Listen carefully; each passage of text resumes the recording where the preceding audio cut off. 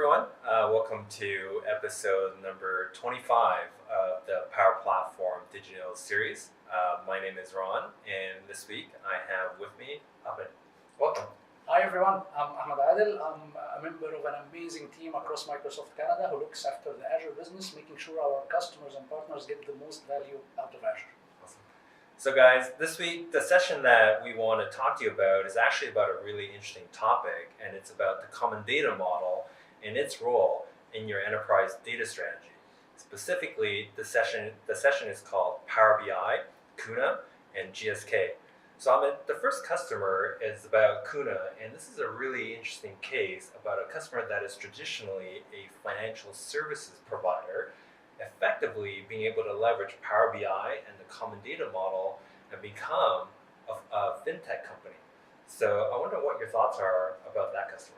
Well, there is really a lot to love about this story when you listen to the session, but the pieces that I really liked is the digital transformation, the agility of it.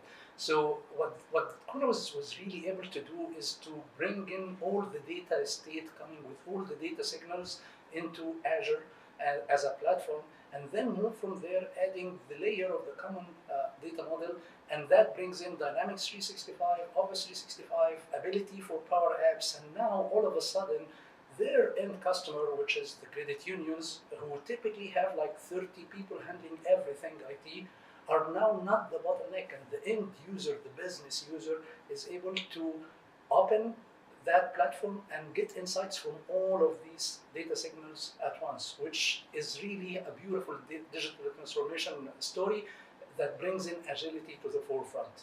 Terrific.